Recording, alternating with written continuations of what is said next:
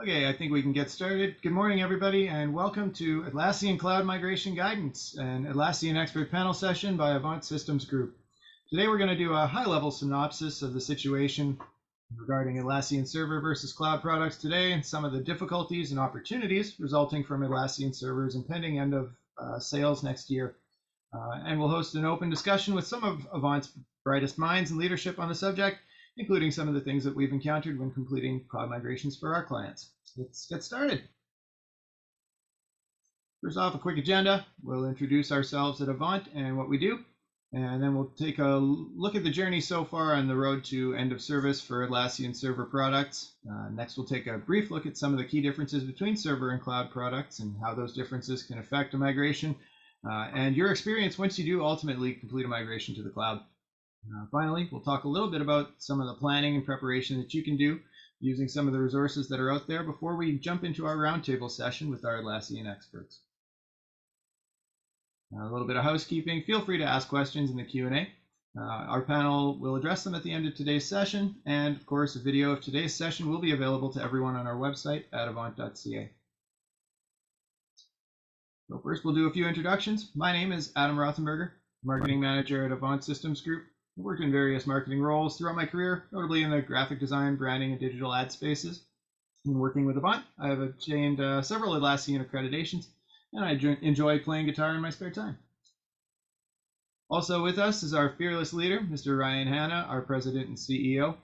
Ryan founded the Atlassian practice in 2013 and still works very closely with our customers today. Ryan's also got several Atlassian certifications in both Jira Service Management and Jira Project Admin. Ryan also enjoys spending time at the cabin and playing guitar as well. Ryan, thanks for coming today. Thanks, everyone. Also with us today is our other fearless leader, Mr. Peter Rohn, our VP of Operations. Peter is a longtime Atlassian advocate with several certifications, including managing Jira Cloud projects, Jira Administrator for Cloud, and he's also a Safe 5 program consultant. Thanks for coming, Peter. Thanks, Adam. Happy to be here, guys. And last but certainly not least, Mr. Mervyn Martins, our Atlassian solution consultant. Mervyn's been with Avant for the past 4 years in this capacity and is one of the great minds behind many large, complex, and successful Atlassian cloud migration projects. Mervyn, thanks for coming. Good day, everyone. Thanks for having me. To introduce Avant Systems Group, we're an innovative IT consulting company specializing in Atlassian products. Our team spans coast to coast here in Canada with employees in 6 different provinces. Our expertise comes from nearly 30 years of software development and consulting, the last 10 of which have been near exclusively in the Atlassian space. We're passionate about software development tools, processes, and sharing that expertise with our clients to drive their success. As an Atlassian Platinum Solution Partner, our people have extensive experience working with, implementing, and supporting Atlassian products for a broad range of customers and across a wide range of industries by way of the services you can see here. We work to distinguish ourselves by providing exceptional service and expertise in licensing, setup, and configuration of Atlassian products, product migrations, post-purchase support, and custom configurations for products in the Atlassian ecosystem. If you're working with or interested in working with Atlassian tools in your organization, I would encourage you to reach out to us for partner purchasing advantages and a single point of contact for Atlassian product support. The products that we promote, of course, come from Atlassian. We deploy products like Jira, Confluence, and Bitbucket for organizations to provide solutions in several different areas like those you can see here, notably ITSM and asset management, product procurement, QA and test management, SDLC, facilities management, collaboration and documents, ESM, DevOps, and project and portfolio management, just to name a few. And finally, a quick note about the Solution Partner Program itself. Atlassian doesn't employ a dedicated support branch of its own. Instead, training and relying on solution partner organizations like Avant to provide expertise and hands-on keyboard assistance with everything in the Atlassian product ecosystem. There are a number of advantages you can gain from engaging with Avant for product procurement and configurations, including licensing discounts, a single point of contact, like I mentioned, post-purchase support for all your Atlassian projects. So if you're using Jira, Confluence, or Bitbucket now, or you'd like to deploy these in the future, reach out to us and we'll be happy to help. So now we'll get into why we're all here today. Let's start by talking about Atlassian Server's end of support and what that means if you haven't yet migrated your products to Atlassian Cloud. As you probably know, Atlassian's been informing its customers about this for quite a while, and at this point in time, we're just over a year away from the final end of support date. The last milestone that we passed was on February 15 of 2022, where Atlassian discontinued the ability to rely on or to change user tiers in either direction on your server product. So if you're looking to expand your teams, or if you're reducing them anywhere outside your product tier, your only option to accommodate that is really going to be by making a move to a cloud or data center product. On the horizon in February 15th of this year, Atlassian will be discontinuing marketplace app sales for server products as well, meaning no additional app-based functionality can be added to your server products after that time by way of the Atlassian marketplace. And finally, at the same time in 2024, Atlassian server products will reach end of life completely, so we are getting close to the end of the road. And why are they doing this? The short answer is to stay competitive with other system as a service offerings in the work management space, and also to help your organization to stay competitive in your respective industries. To expand on that, there are a few problems that organizations face today that a cloud environment works to remedy. Inside the organizations, teams can be dispersed, certainly in recent times, in terms of geography and also in terms of their own departments and core teams of individuals. Departments and teams become siloed and don't get visibility into what other teams and departments are doing. This makes for problems in making sure everyone is working toward larger corporate goals. This is especially true with larger distributed companies. Outside the organization, leaders are always looking for a competitive edge to be on the cutting edge of digital technologies and maintaining growth. Cloud deployments using Atlassian products eliminate some of these concerns. If your organization is operating off an Atlassian cloud site, teams can work together and share information in ways that were previously not possible, and also at the precise scale that your organization needs. The result of this kind of infrastructure manifests in a few different ways. For one thing, things speed up. There's the ability to scale faster and accelerate time to market, and to ship new products and services much quicker. You're also going to notice things like increased productivity. Cloud reduces the total cost of hardware ownership, lowering costs in the long run, and also by eliminating information bottlenecks between departments. And finally, innovation increases where teams work in cloud-based solutions. This unlocks new growth curves. Employees can use the time saved to future-proof skill sets, strategize on new integrations with other cloud systems, and that usually leads to automated, smarter workflows. So even at a high level, we can see that organizations who are already using cloud-based solutions have significant advantages over those who are still operating on-prem. So that's all great, but what is it going to take in terms of time, people, and dollars to actually move from an existing on-prem environment into Atlassian Cloud?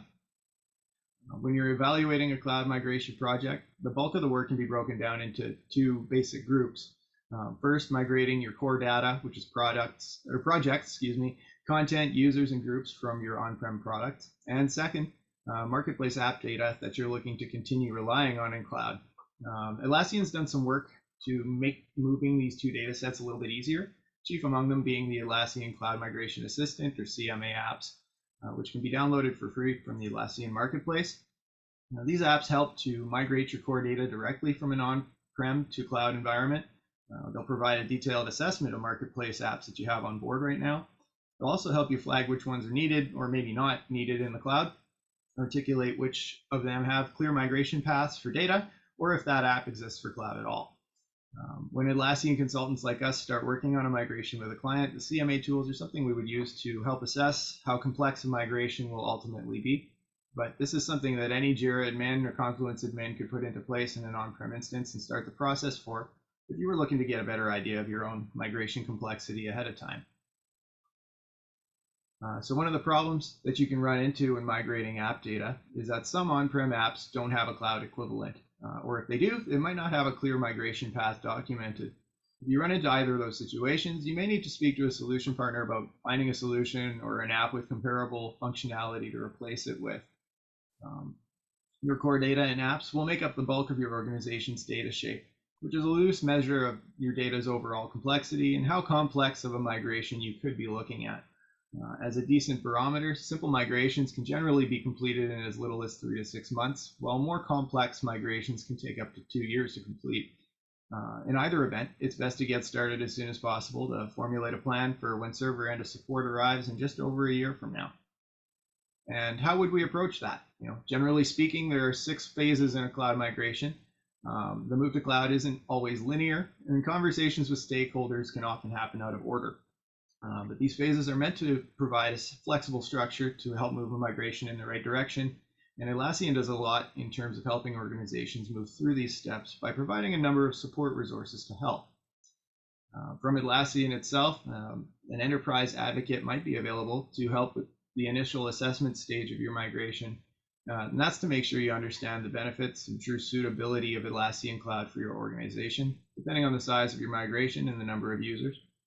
At the same time, Atlassian provides a technical account manager, or TAM, to provide strategic guidance on your move to cloud and help ensure you're getting the most out of your cloud tool set. Atlassian also operates something called the Solution Partner Program, of which Avant Systems Group is a part at the highest level. Atlassian recommends enlisting the assistance of a solution partner to operate the hands-on work requirements relating to most cloud migration projects. At the outset of a migration, it's helpful to engage at the very least with a solution partner to help create an understanding of what your organization has on-prem right now, what needs to be migrated. Solution partners like us can also assist with putting you in touch with the right entities at Atlassian to ensure your migration success. Moving forward through the process, when you reach the planning phase of your migration, an Atlassian Cloud Migration Manager may be available for enterprise customers with more than 1,000 users.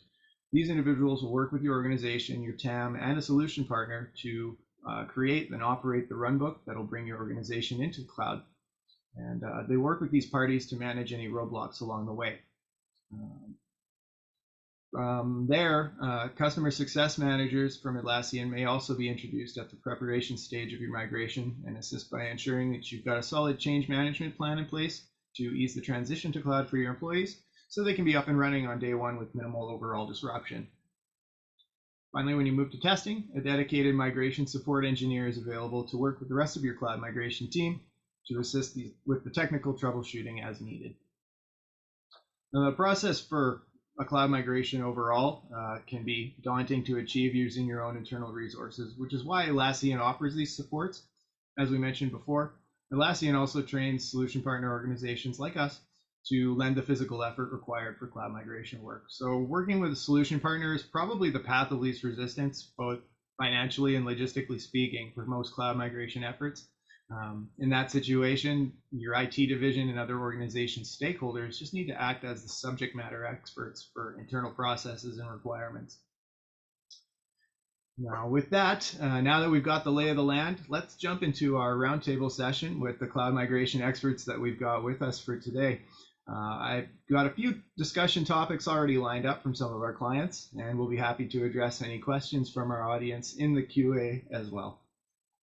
So topic number one, we'll start with $1 million question that's on a lot of people's minds. What is the most efficient and cost-effective strategy for migrating to cloud?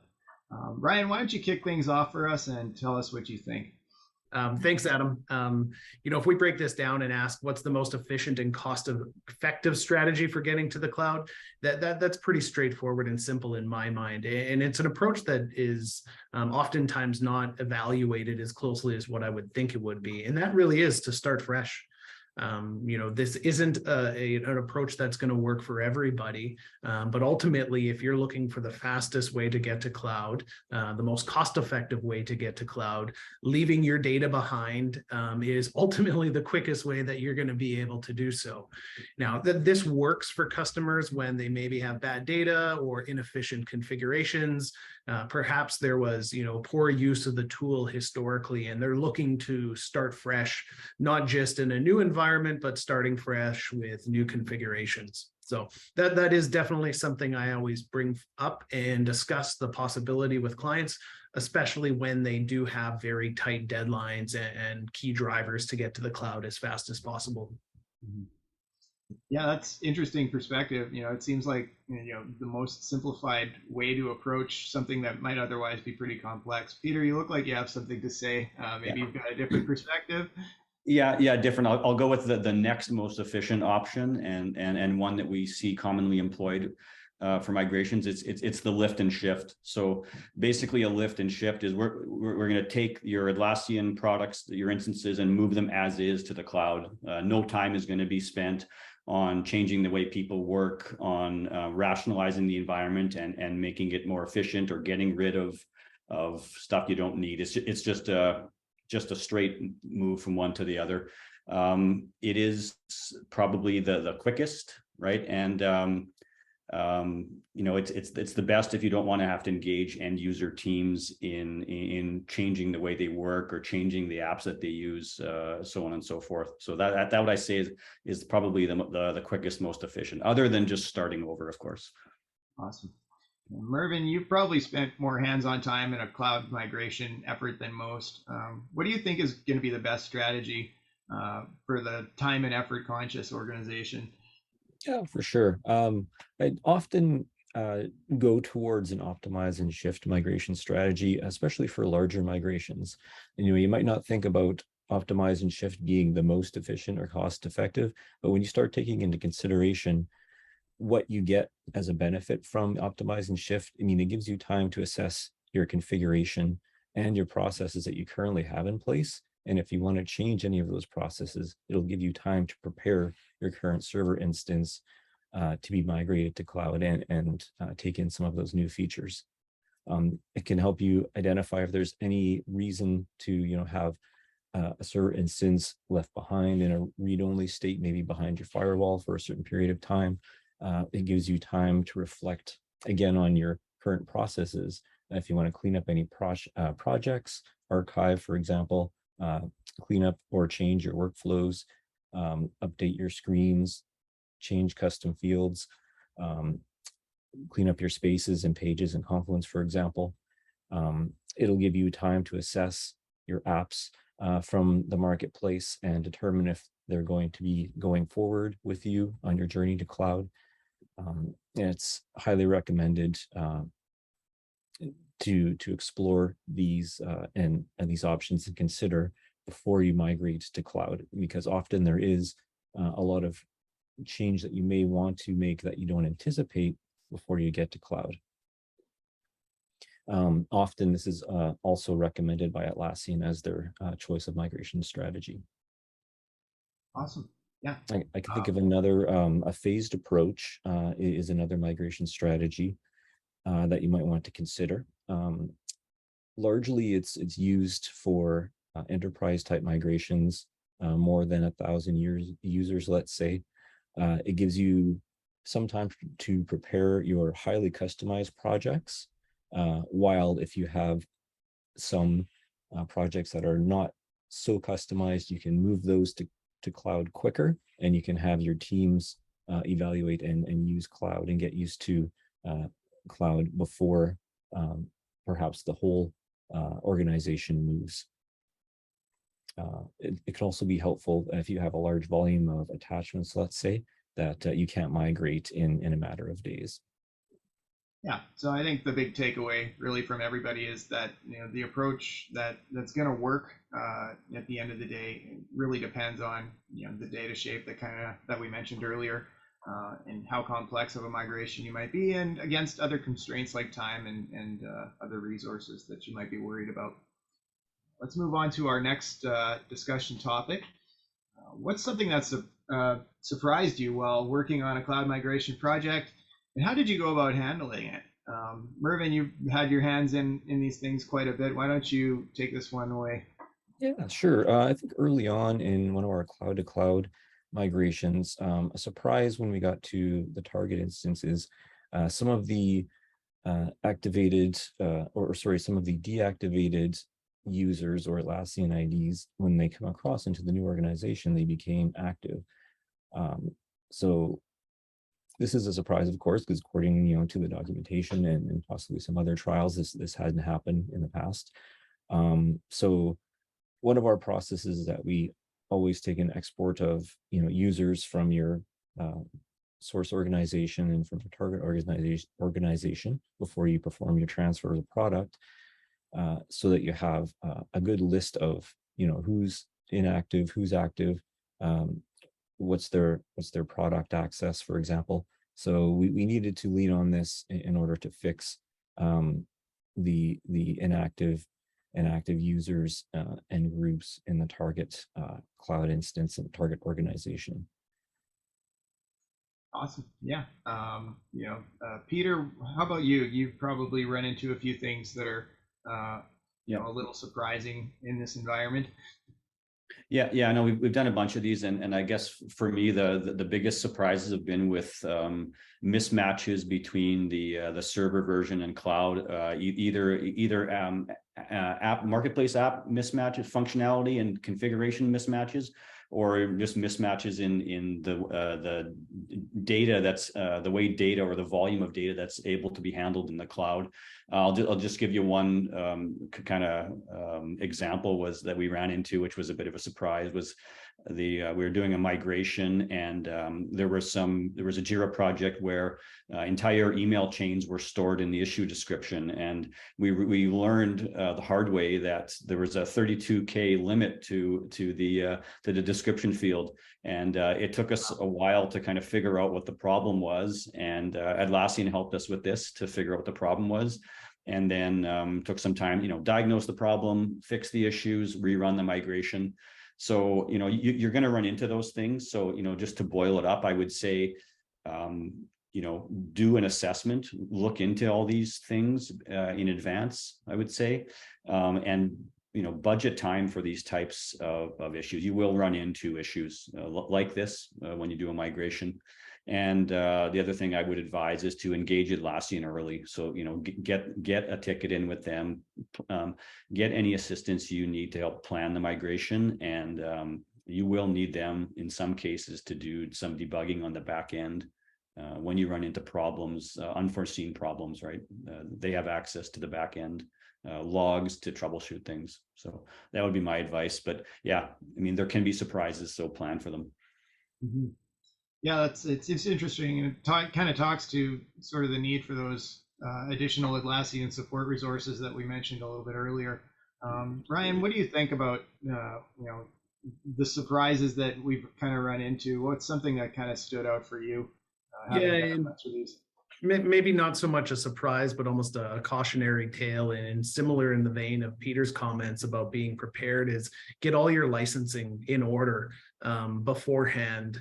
Certainly while you're going through the planning and the testing phases, you're going to want to have a good understanding and handle on your licensing needs, whether you're using production licenses or working with trial licenses and taking advantage of the many programs offered by Atlassian. Going through those test migrations, making sure coming up to your production migration move that you're refreshing those environments, that you're not running into any licensing problems.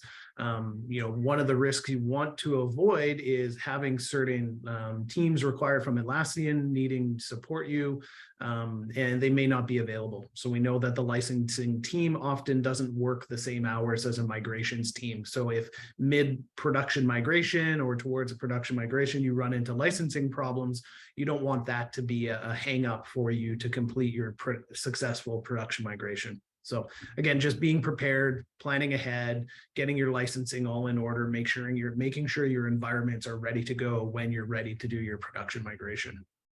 Yeah, being prepared, planning ahead, that's something that we aim to make sure that we do, through the life of our service, doing cloud migrations. It's a great takeaway. Let's move on to our next topic. What's a common misconception about Atlassian cloud products that you see a lot? Ryan, why don't you take this one away? One of the big ones that I see when starting early discussions with customers is around the cost of the products, in that going to the cloud is an expensive endeavor, and there's a significant cost difference between the cloud products and the cloud licensing. While a migration, if you're outsourcing, it can be added expenses associated with it. In some cases, depending on your license tiers going up to the cloud licensing model, the license for license cost can be greater. There are certainly savings to be had And there's certainly efficiencies to be gained that should be taken into consideration when evaluating total cost or return on investment. Simple things like your infrastructure costs or the labor costs that you have to utilize to run and maintain those server applications and the infrastructure. When you migrate to the cloud, those costs go away. But beyond that, the cloud products provide significant improvements in efficiencies and effectiveness for your teams. So it really is a path that you can start to drive efficiencies and effectiveness within your organization, which should produce, significant ROI to cover off some of those perceived costs of upgrading and migrating to the cloud. Yeah, that's a great kind of perspective on things. Just the sake for the sake of costs, one-to-one, it might not work out with the math, but then you factor in a whole pile of other operational things. That's kind of a big draw about cloud. Mervyn, what do you think? What's a misconception that you've seen? Yeah, definitely. Speaking with, product owners and teams that are new to the migration journey, there's definitely a common misconception about what is migrated to cloud per se. You have those that are used to or that are new to the journey or that have looked into it a little bit will notice that there's a page that'll give you what is migrated, what is not migrated to cloud. It's a very helpful list, but sometimes it's not exactly what you expect or what you want to achieve. So there's different marketplace app functionality that you'll have in server that might not be available in cloud, or that'll be different in cloud because of the architecture. There'll be a new issue view in cloud that gives you some enhanced screen management. The big misconception, or maybe not even the misconception, but one of the things that will help you in your journey when you work with Atlassian is something that's referred to as enhancements to JCMA or dark features for JCMA. What that'll give you an opportunity to do, as one example, without getting into the details too much, is if you have certain functionality, or if you have certain, let's say, cross-project boards, filters that aren't coming across for you using JCMA natively, you'll be able to work with Atlassian to access some of those enhanced features to help you bring across a complete set of your boards and filters and dashboards, etc. Okay, so if there was anything especially complex, it really does take the team between Atlassian and your solution partner to manage those kinds of situations. Peter, how about you? What do you think about, there's been a few misconceptions that are out there. I'm wondering kind of what your perspective is. Yeah, so a common one I see, and this is more from an end user perspective, and some of the teams, usually in larger organizations, I find is that they think of it, they think it's going to be radically different. They think that Jira and Confluence are going to be radically different, and that and there's some reluctance and fear around that, and there's I see the need, the desire sometimes for elaborate training programs and such, when usually the way it rolls out, or the way it rolls out in practice, is that the tools are essentially the same, right? It's still Jira. You've got projects, you've got issues, you've got all the things you can do with issues. And we find that if you're an end user of the server products, you'll figure out the cloud products very quickly. It's very well designed. The user interface is very intuitive. Most things you can do in server, you can do in cloud. Cloud is different. There's improvements, so you'll discover some of those improvements. And I'll also say that there's an abundance of material out there on the web. There's excellent YouTube videos. Just Google around and see what's out there. There's excellent Atlassian articles about the differences between Jira and Confluence, between the two platforms. So yeah, it's not that different really from an end user perspective. Okay. Understanding, agreeing with all Mervs, there are certainly some differences with the user management and some of the way the apps work, but overall, I feel like it's largely the same. Yeah. So I guess what we can take away from this is there might be some differences between the products. The core functionality from a user perspective, pretty much, more or less identical. Yeah, better. And at the same time, we can't really assume that the functionality of the marketplace apps will be that same state of affairs. So it's important to kind of vet, what you've got on board and what you're expecting to have, and see where things actually line up. We've got one more discussion topic on our roundtable here. If your organization really decides to do nothing about the server end of support, what's going to happen to it? Ryan, how about a perspective on this from you? Certainly. The good news is that your products aren't going to shut down. So as long as you're on the server products, they are perpetual use licenses. So they're not going to be locked out. They're not going to stop working day one. That doesn't mean that there isn't risks associated with it. However, as of February 2024, Atlassian will no longer be producing security patches, feature enhancements, or any types of support for your products. So if you run into a situation where you have a technical problem with your server versions, Atlassian will not be able to provide you with support. The recommendation at that point will be likely to upgrade to data center in order to be able to get support from Atlassian.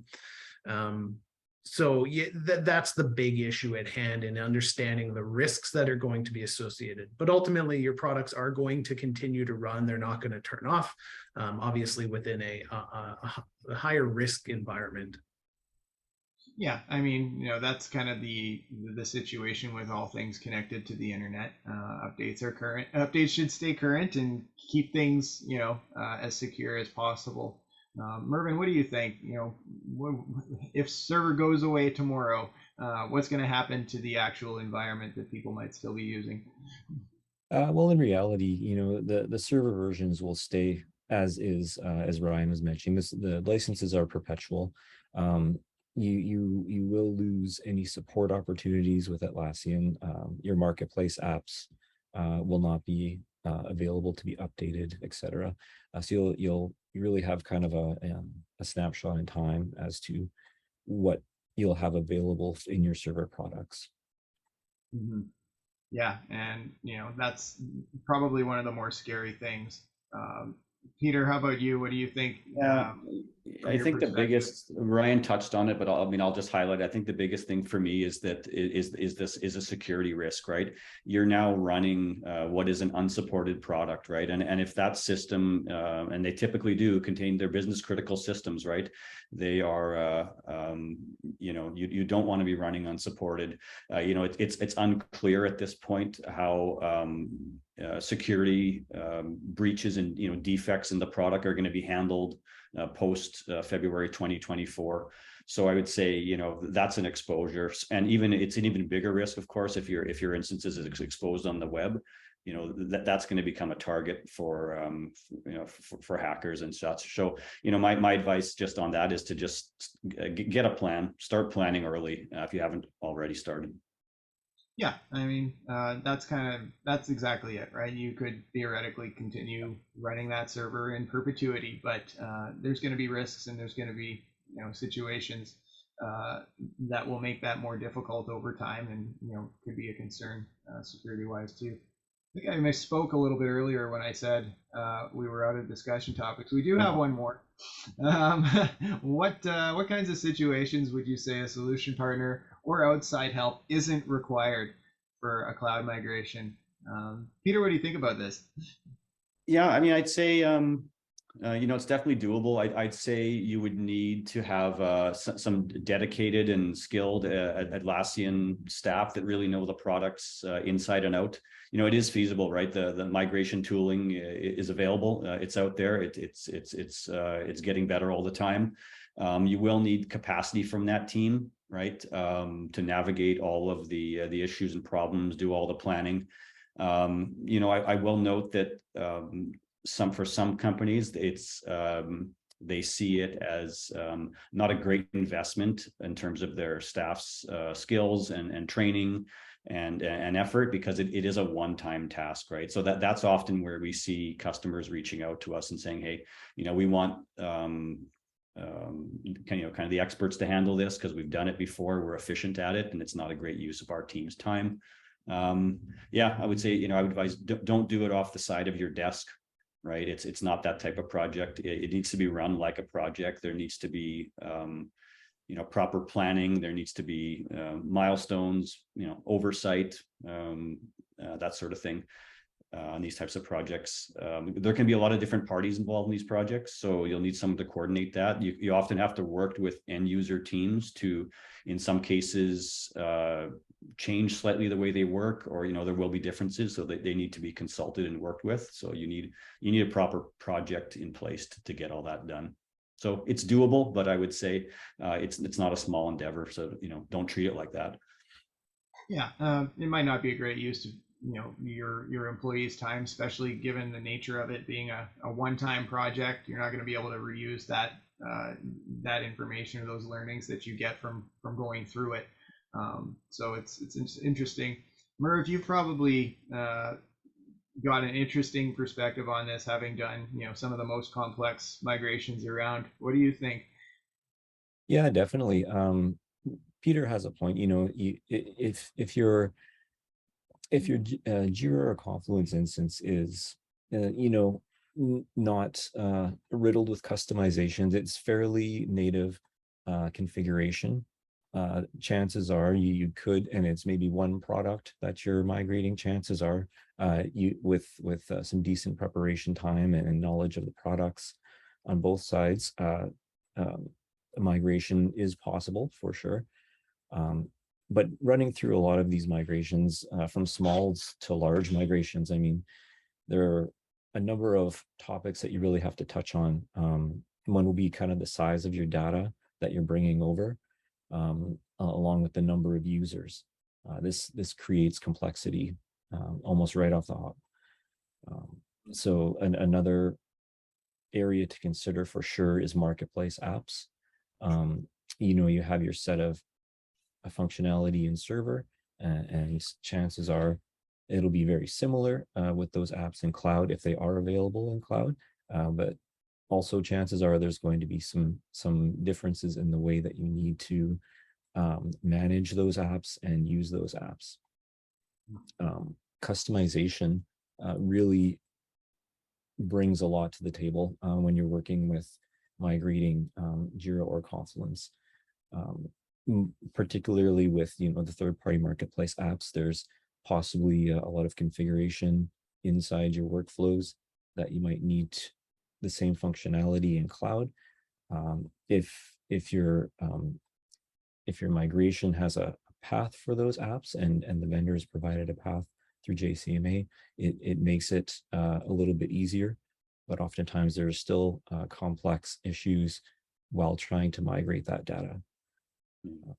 Of course, the number of products that you want to migrate will come into consideration also. As I mentioned before, Jira and Confluence, those links, when you've migrated both products to the cloud, are broken initially. You need Atlassian to help provide some solution to relink any of those links between Jira and Confluence that you might have made within descriptions or comments or pages, for example. I guess to kind of summarize that, the simpler your instance or instances, let's say, the more likely it is that you might be able to do this without outside assistance. But as soon as you get into the idea of customizations, that's where you can start getting into the weeds. Ryan, how about your perspective on this? Recognizing that we're an Atlassian solution partner and we do this kind of thing all the time. Yeah, absolutely. I agree with Peter and Merv 100%. If you've got a skilled team and if you have bandwidth, really, even if you've got a really large complex migration, you can undertake it. You throw enough people at it and give them enough time and they'll figure it out. It's how much time do you want that migration to take? And to Merv's point, if it's a relatively simple environment, you're not going to deal with as many of those complicating factors. So it should be a more straightforward migration.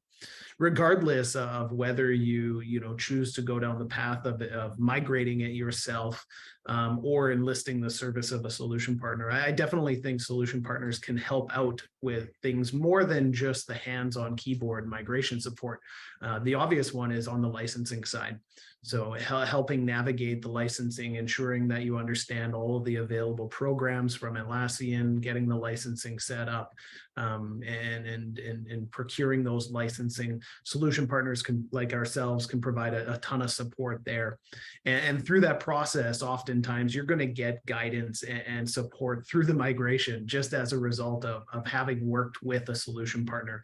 So as you have questions around the migration, or if you're seeking assistance on escalating issues within the Atlassian teams, solution partners are going to be able to help with that, even if they're just there from a licensing support standpoint and not necessarily providing the hands-on keyboard level support. And one thing I will say as well is, depending on the team structure at the client site, there are a variety of ways that solution partners will participate and support in migrations. So sometimes it's taking it all on and doing 90 to 95% of the heavy lifting. In other capacities, they're providing more of a leadership and guidance role, where the technical work can be managed and executed by the client side. So lots of options in terms of how to approach it, but definitely I think it's worthwhile to at a minimum talk to a partner to understand their experience and to see how they might be able to support you either in a paid or non-paid capacity. Yeah, I mean, that's a great piece of advice. Honestly, you can really never come away less well off just by having that discussion. Regardless of whether or not you decide to try and approach a cloud migration yourself, at the very least, we can advise on, the licensing component. And that's just a good thing to have in the back of your mind when you're looking at moving over. So that concludes our roundtable session for today. Let's jump into the Q&A and see what kind of questions that we've got. So I've got a couple here. First of all, how long does it take to migrate an instance? Mervyn, I feel like this one might be good for you to take a stab at. Yeah, absolutely. Generally, you would consider, if you have a fairly native customized Jira or Confluence instance, and maybe just one instance that you're migrating, you're generally looking at 0 to 3 months to go through the whole migration process. When you start adding complexities such as marketplace apps, maybe more than one product, you're starting to get into a 3 to 6 month range for the migration journey. And when you have, say, an enterprise level of migration, or sites that have hundreds of projects, thousands of users, with complexities, adding in marketplace apps, lots of configuration, lots of customization, you're going to start looking at 9 months and maybe more. Yeah, that's a great answer. Thanks, Merv. I appreciate that. A couple more here. Will we still be able to migrate after server end of life date? I guess that's end of support date. Peter, why don't I pick on you for this one? Short answer is yes, we believe so. So like we touched on before, your server environment is still going to be running, right? It's still going to be up and running. We believe the tooling will still be there. The JCMA is going to exist as well. We believe it's all going to work similarly. You may run it into issues getting support, or if you need you need updates, or there's problems in the base product or the marketplace apps, you might run into problems. But I would say, yeah, you'll still be able to migrate. I have to believe that. So yeah, at the end of the day, we've been warning a lot of people about the end of life date, and it's probably best to get your migration going before that happens. Just because Atlassian's gonna make sure that they have support for that at least until that date. So that's I'll just add on to that as well. Sorry to interrupt, Adam, that before the migration tooling existed from Atlassian, we were doing cloud migrations. Right. The cloud migration tooling simplifies some of it and provides a more rich migration path. But there are certainly other options, even beyond the migration tooling, to get from your server products to the cloud. As an example, doing simple CSV exports and imports is a possible route. So there's lots of ways to get to the cloud. So you'll definitely be able to do the migrations afterwards. But as the feature sets diverge between the products, so the longer you wait, you run the risk that it's going to become more complex, certainly. Mm-hmm. Couple more questions here. How do we assess complexity and what's a typical cost? I guess that's two questions. Ryan, maybe you want to take this one. Yeah, absolutely. So assessing complexity is a big part of the planning exercise. So understanding the number of products, the number of apps, the scope and complexity of the data that you have, the size of your attachments, the number of users.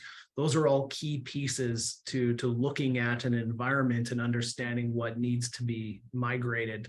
There are a number of tools available to help you with that. Most notably, the Cloud Migration Assistant tooling does some of that investigation to identify which apps are in use, which apps have available cloud marketplace apps, and which ones have migration paths.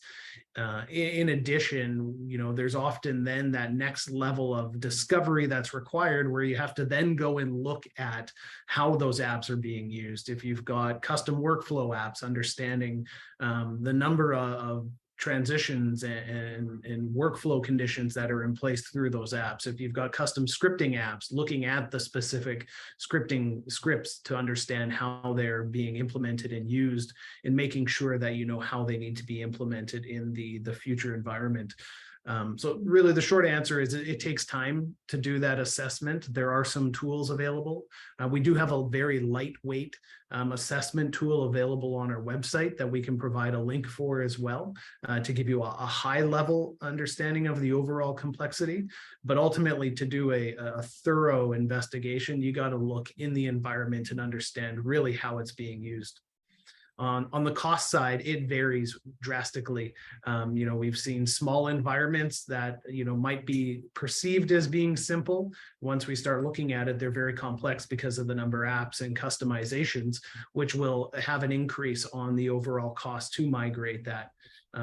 Whereas oftentimes you might have a large environment that is very simple, few apps, limited customizations, and that would be a more straightforward migration. But definitely, the first step is doing that assessment, taking a look and understanding the complexities of the environments, and then developing a cost model based on that. Okay, great answer. Appreciate that, Ryan. Got another few questions here.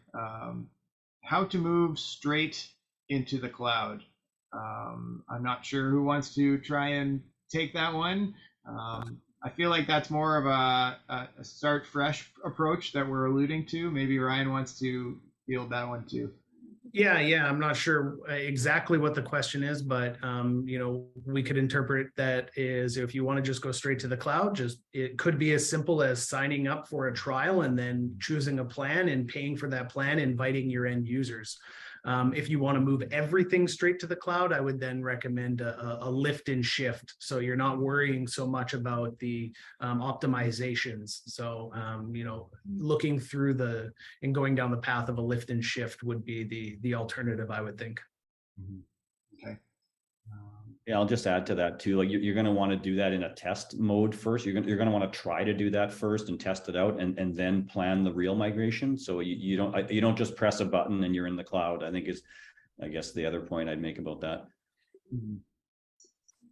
Okay. Yeah. Another couple questions here. How did you handle the surprise? Is the question. I think this relates actually to Peter's surprise regarding the 32 character limit. Peter, do you want to elaborate a little bit on how that got handled?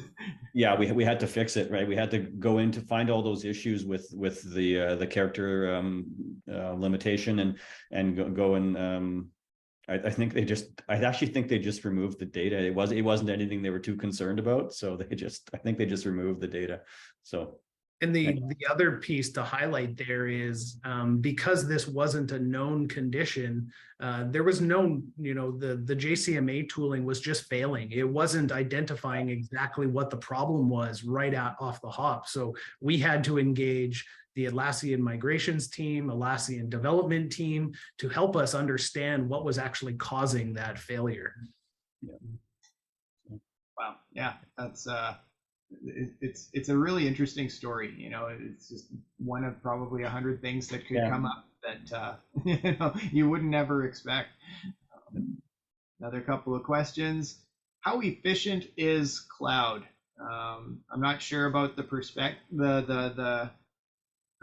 on that from a user standpoint, from a infrastructure standpoint. How efficient is cloud? I can tackle that one, Adam. I think there's a couple of ways we could look at this. So from an overall application efficiency standpoint, the cloud solutions are architected very differently. It's all based on microservices. So it is very much a modern cloud architecture. So you're going to get an extremely efficient application. And I think we're only going to continue to see that further develop. So things like AI and machine learning are going to be possible, where with the old on-prem architecture, some of those things may not have been possible to introduce.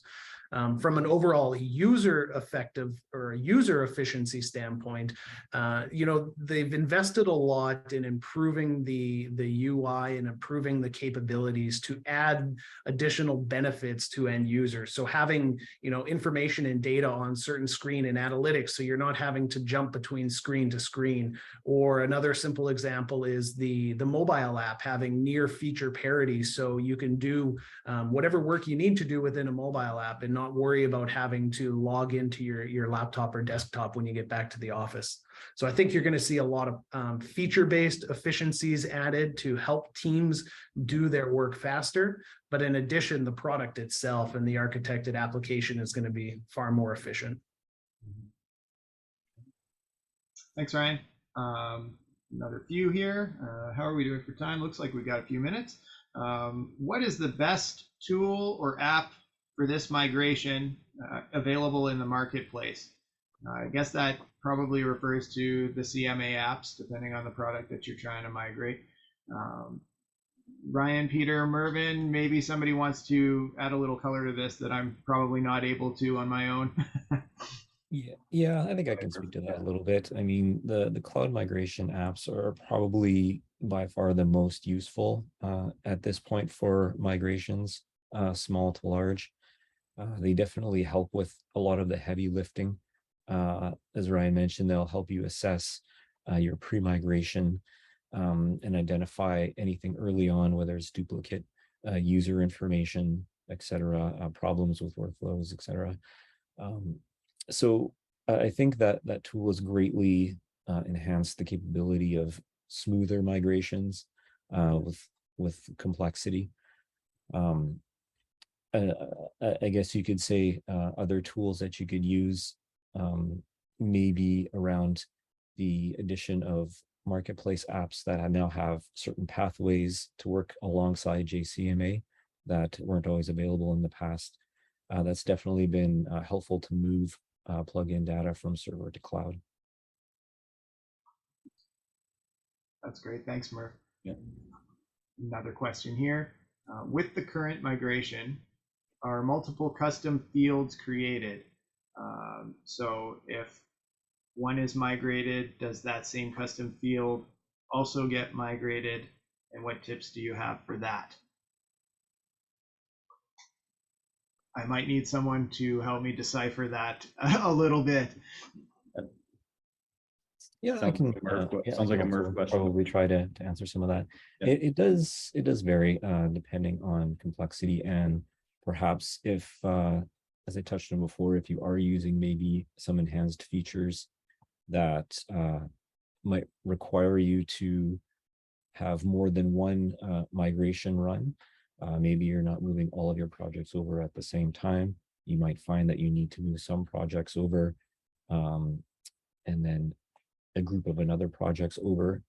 So when you start using, multiple runs of migrations, the JCMA